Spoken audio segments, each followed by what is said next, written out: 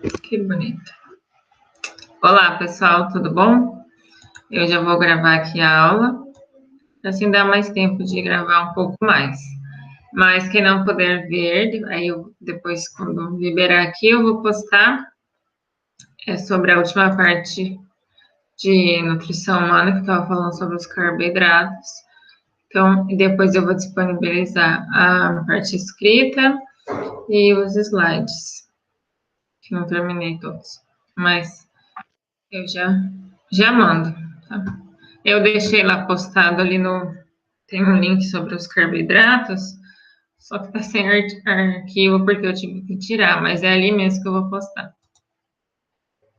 Então tá, deixa eu apresentar aqui.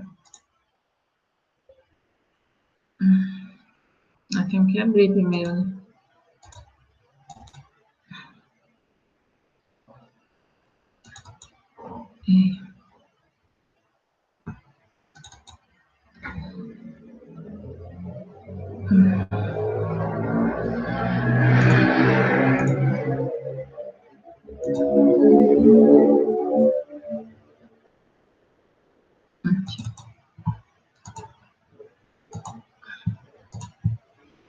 A gente já falou aqui no começo, e agora eu vou falar sobre os polissacarídeos. Opa!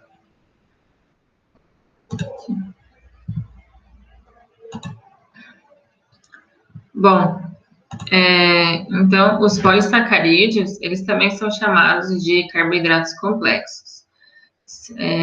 Eles são longas cadeias de monossacarídeos. Como a gente tinha visto, os monossacarídeos são as menores moléculas dos carboidratos, né? São um tipo de açúcar.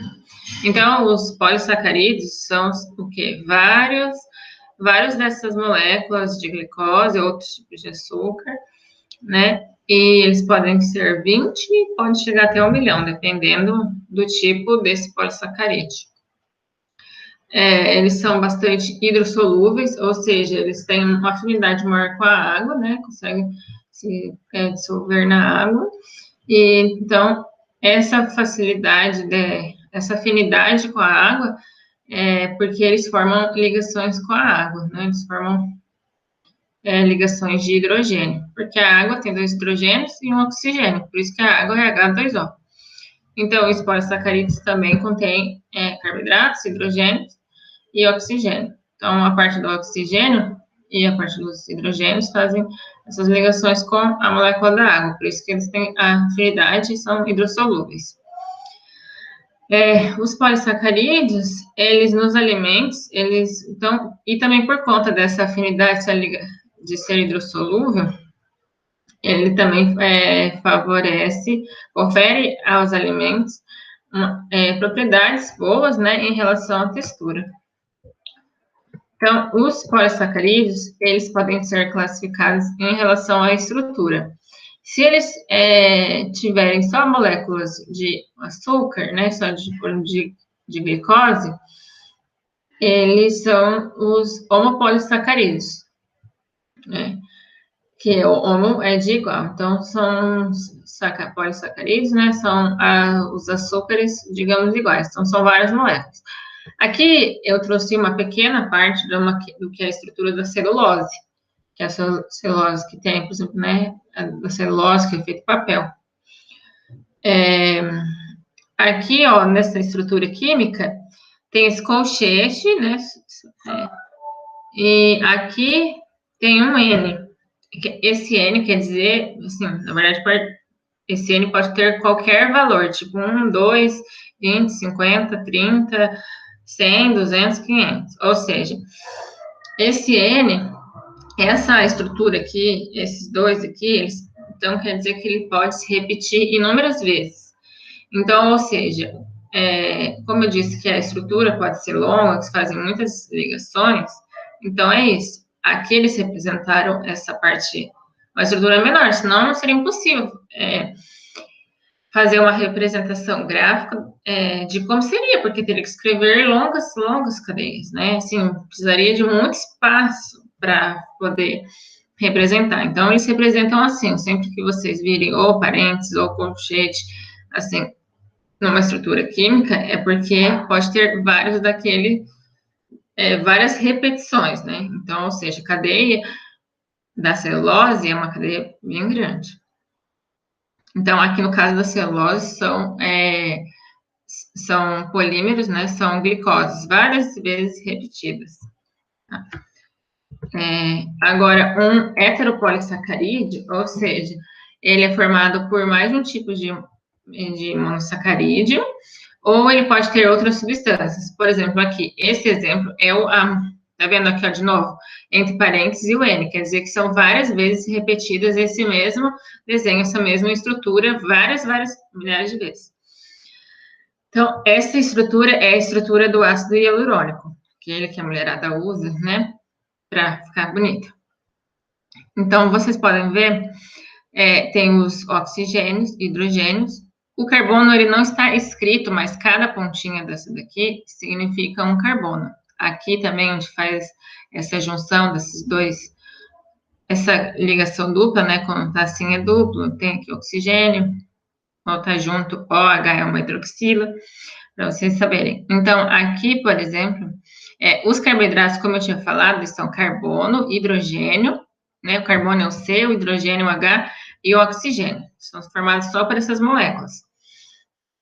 Agora, aqui vocês estão vendo, tem um NH. Normalmente, quando tem um N, pode ser uma proteína. Mas, então, esse N, ele tá o quê? Diferente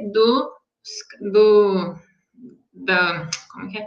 Da estrutura básica dos carboidratos, que é carbono, hidrogênio e oxigênio. Então, por conter este N, e como aqui está entre parênteses, então pode ter várias vezes essa repetição, então vai ter vários desse nitrogênio, que o N é o nitrogênio. Então, por ter vários desses, então, ele não tem só um tipo de monossacarídeo, tem uma outra substância, no caso, o nitrogênio. Então, nesse caso, quando tem um algo a mais, né, que não é o comum da estrutura, então, ele pode ser classificado como heteropolissacarídeo. Mas os polissacarídeos, eles também podem ser classificados em relação à função biológica. Então, eles podem ser polissacarídeos de reserva energética, né? Por exemplo, quando você se alimenta, né? Tudo que você se alimenta é para gerar energia para a célula. Como a gente tinha explicado, já falei do ATP, né? Resumidamente, que é a energia química que a célula utiliza. Então, quando você come, digamos, além do que você vai gastar, né? Ou você come e não gasta aquela energia, ela digamos, ela é armazenada. Então, para futuramente, quando você precisar e não tiver, por exemplo, comido, né? Uma situação que você não pode ou não consegue comer ou não quer comer, enfim. Então, essa glicose, quando ela entra a mais e não é gasta, ela também não está participando do metabolismo, ou seja, das reações, ou seja, não está sendo gasta. A glicose não está sendo transformada em ATP, que é energia, e as células não estão usando essa energia. Então, ou seja, ela não está participando do metabolismo normal do nosso corpo. Então, ela é armazenada na forma de um polissacarídeo. Os vegetais também conseguem armazenar energia, só que os vegetais e os animais armazenam de formas diferentes. Nos animais, quando é armazenado essa energia, ela é conhecida como amido. Por isso que a gente come amido dos vegetais, né? Agora, nos animais e também nos fungos, esse armazenamento de energia é chamado de glicogênio. Os polissacarídeos, eles podem ser polissacarídeos estruturais ou de sustentação, ou seja, eles vão participar na formação das estruturas orgânicas, como as paredes celulares, tanto dos vegetais e os animais também têm paredes celulares. E o mais importante, no caso dos vegetais, é a celulose. a celulose, o amido é para armazenamento de energia no vegetal e a celulose é para fazer, participa, né, assim, forma a parede celular do vegetal, ou seja, na sustentação. Além além da celulose, a substância, né, quitina, ela desempenha o mesmo papel, só que ela de sustentação, como a celulose, só que nos insetos e nos crustáceos. Aqui eu coloquei uma foto de um louva-a-Deus, um grilo, que ele, digamos, troca de pele, digamos, não é pele, né, porque ele não tem pele, mas essa carcaça que ele troca de tempos em tempos, então essa carcaça é formada também de quitina, também tem outras substâncias, e ele, digamos, assim como as cigarras, que trocam, né, de carcaça de casinha, enfim, é esse mesmo princípio, digamos. Então, essa estrutura aqui branca, né, que agora, digamos, está morta, né, porque o animal está se retirando como se fosse um casulo, então ela é formada também de quitina, que é um polissacarídeo. E os polissacarídeos, eles também participam da comunicação celular. Então, eles podem se ligar às proteínas ou aos lipídios. Então, um tipo de carboidrato se liga à proteína e aos lipídios. Quando o polissacarídeo, né, se liga à proteína, ele vai formar uma glicoproteína. E quando se liga aos lipídios, ele vai formar um glicolipídio. E eles são responsáveis pela sinalização dentro das células. O que é isso? Para que, por exemplo, quando você come açúcar, né? Açúcar ou qualquer coisa uma batata, que no fim vai vir açúcar, né? Então, aumenta a sua glicose no sangue, ou seja, aumenta o açúcar no sangue. Tem a glicemia fica aumentada e é fisiológico. Tem um tempo para ficar aumentado, tem um tempo para diminuir. Então, o que faz a insulina? A insulina pega essa glicose do sangue e vai mandar para dentro da célula. Para quê? Para a glicose dentro da célula ser transformada em ATP e fornecer a energia necessária. Então, a insulina, ela se liga com a glicose, né? A insulina é um tipo de proteína. Então, se liga é um hormônio proteico, né? Porque a insulina é um hormônio. Então, ela se liga com a glicose. Só que para ela entrar na célula, para ela fazer essa passagem, né, fazer com que a glicose que está ligada a ela, que está no sangue, entre na célula para participar da transformação até chegar no ATP, ela precisa de um comunicador ali na membrana da célula. E para fazer esse comunicador, ele precisa sinalizar, porque senão toda vez que você comesse, se não tivesse essa sinalização, e essa sinalização é diferente para cada tipo de substância, se não tivesse essa sinalização, qualquer coisa que você comesse ia ser absorvida pela célula, e às vezes não é necessário absorver, não naquele momento. Então, precisa de uma sinalização, tipo um botão, olha, pode entrar, olha, não pode entrar, né? E para esse esquema tem que muita gente fala, que é o esquema de chave e fechadura. É só um tipo de chave, né, que abre uma porta. Você pegar uma outra chave que não tem aquela configuração, ela não vai abrir a porta, né? Ela pode entrar, mas não vai abrir a porta. Então, é esse tipo de sinalização dentro das células que é feito com proteínas ou com lipídios, essas glicoproteínas, né? Essa comunicação é feita entre esses nutrientes. Então, é isso. Então, o polissacarídeo vai indicar a proteína, qual direção que ela deve se ligar, qual função que ela deve ser desempenhada, em qual momento, né? Igual eu disse, pode entrar, não pode entrar, vai fazer isso, não vai fazer aquilo, então precisa desses sinalizadores. Aqui, ó, tem uma estrutura. Essa parte amarela são os lipídios. Essa aqui é a estrutura de uma membrana de célula. Então, ela é bicamada lipídica, ou seja, tem lipídio aqui em cima, lipídio aqui embaixo.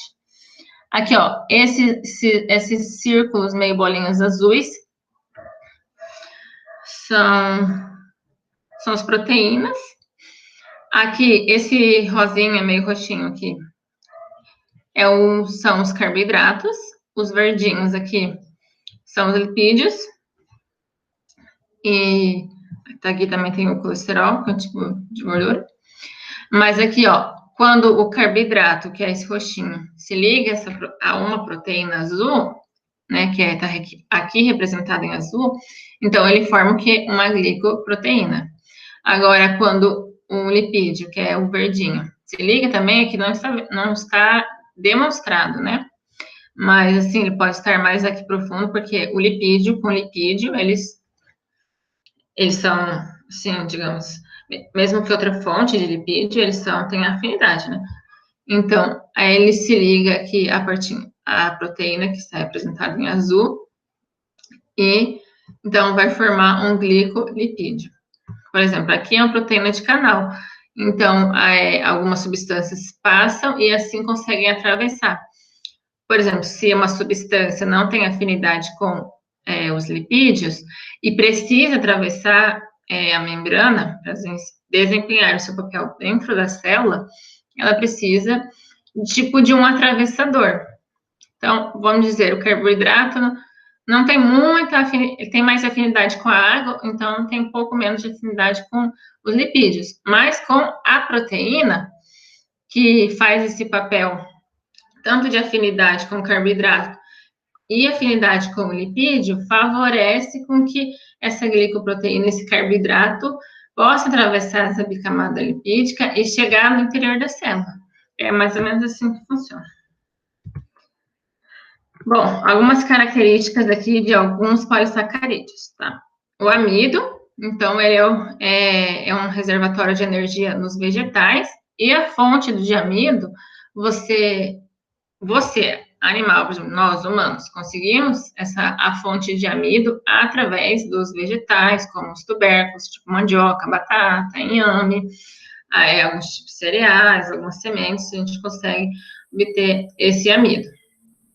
O glicogênio, ele é a reserva de energia nos animais.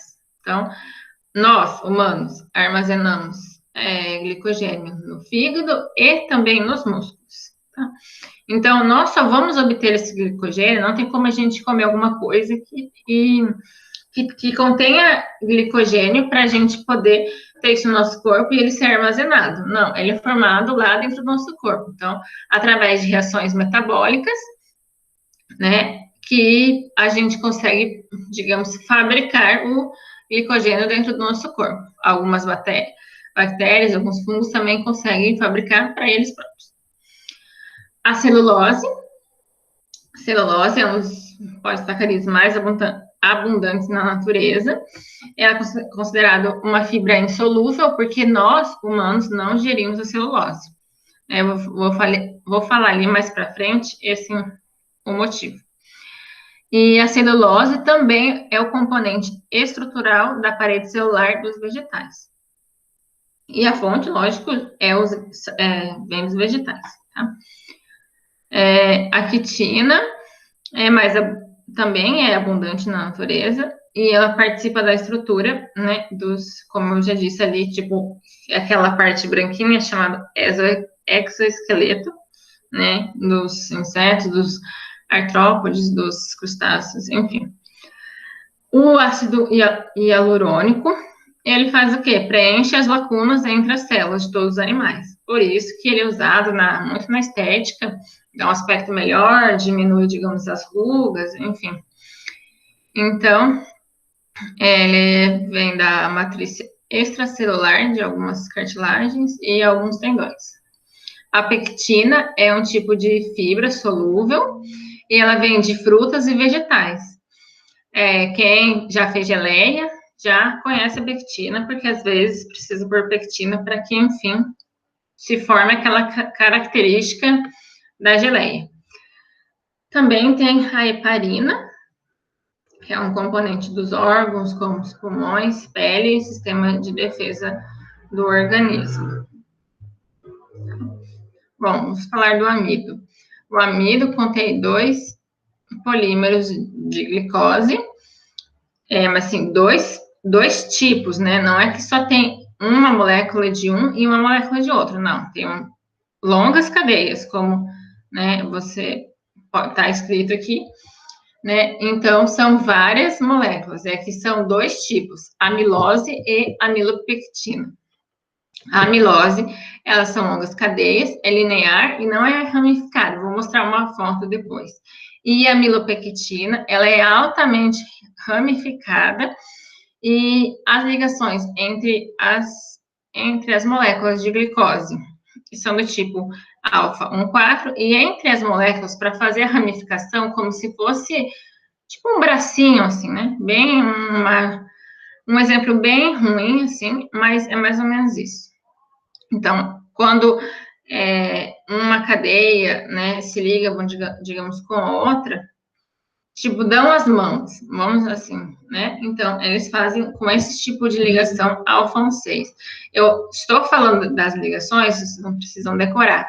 É que na celulose, assim, vai ter uma diferença, que depois eu, né, vou falar, e que vai fazer toda a diferença na absorção ou não daquele nutriente. Então, é só para vocês saberem a diferença. Aqui, ó. Aqui uma foto. Aqui entre as ligações, tipo, entre as glicoses, essa parte aqui que é um hexágono, tá? É uma molécula de glicose, essa aqui é outra, essa aqui é outra. Então, quando essa molécula se liga com essa, ela se liga através das suas ligações alfa 4. Mas vamos supor que é uma cadeia grande.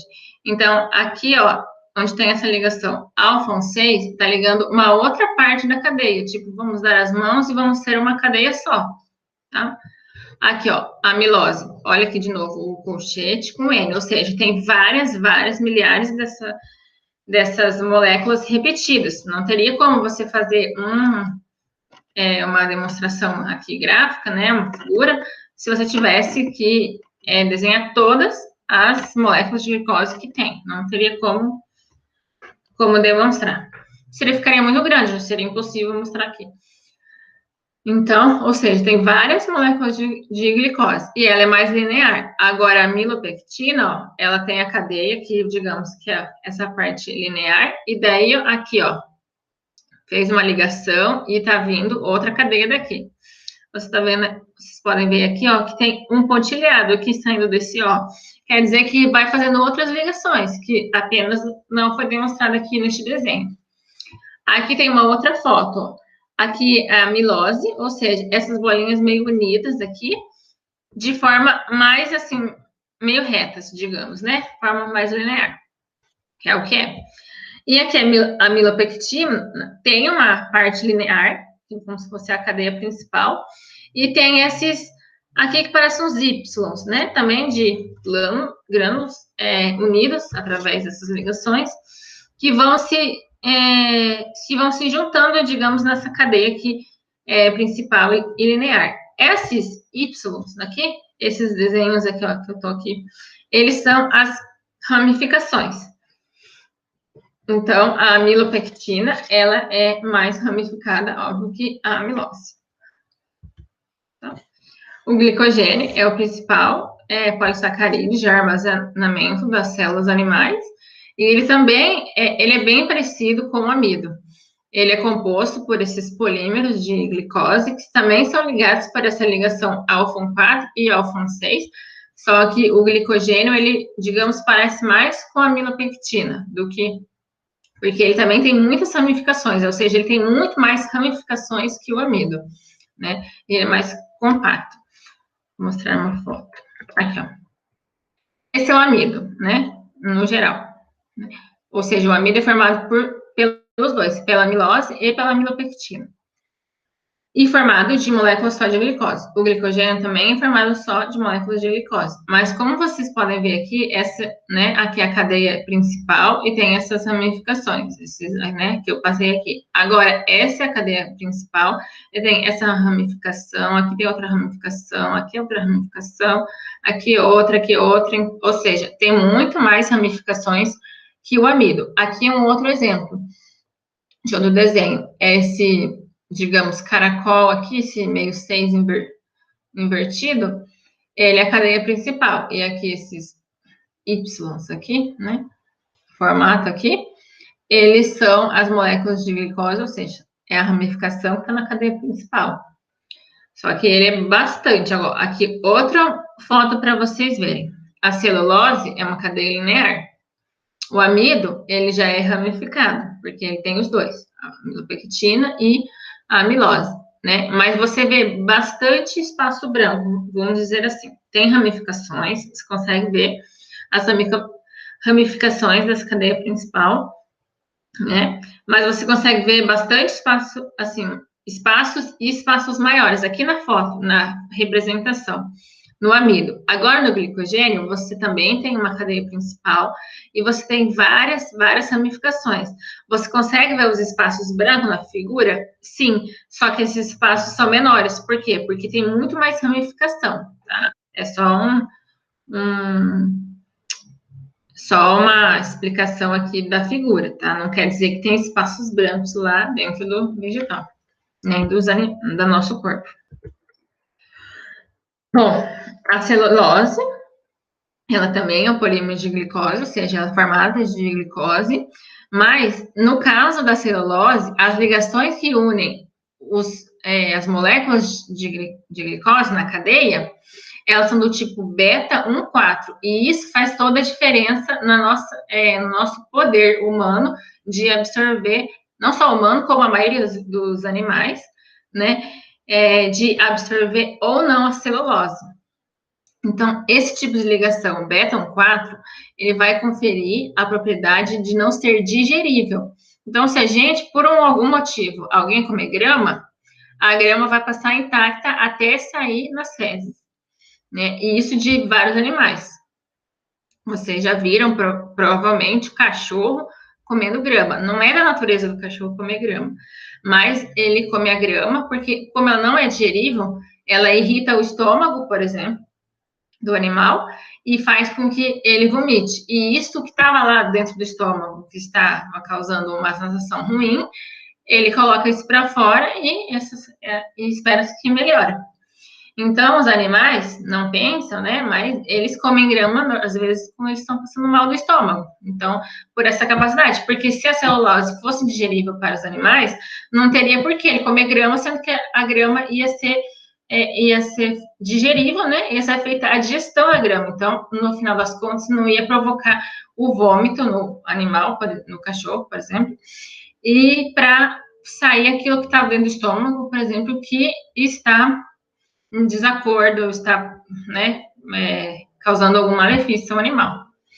E por não ser digerível, né, isso faz com que a celulose se torne insolúvel em água e também mais resistente às reações químicas.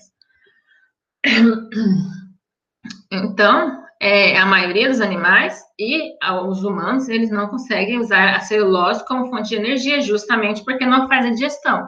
Então, as moléculas de glicose da celulose não são usadas como fonte de energia, não são quebradas, né, essas cadeias para que a glicose possa, depois, dentro das células, né, serem transformadas no ATP, que é a energia que as células utilizam. Justamente porque nós não temos a enzima que digere a celulose, que é a celulase. Agora, diferente do amido, elas já começam a ser hidrolisadas pelas alfa-amilases. Lembra quando a gente estudou o sistema digestivo, que na boca a gente já possui algumas enzimas, né, as amilases? Então, a digestão já pode começar na boca, né? E no caso do glicogênio, temos as glicosidases, que são as enzimas que quebram também o glicogênio. Eles vão romper as ligações, no caso do amido, que as ligações são alfa 1,4. Então, a gente consegue romper essas ligações do tipo alfa. A gente não consegue quebrar, né, as ligações do tipo beta, que no caso é a celulose. Só alguns ruminantes, como a vaca e cupim. Por isso que cupim consegue se alimentar da madeira, porque tem a enzima que vai digerir a celulose e consegue fazer a quebra dessas ligações. Isso. Já expliquei. Opa. Bom, isso aqui é para depois. Deixa eu ver aqui. Bom, já tem uma pessoa aqui. Deixa eu só parar aqui a gravação. Pode.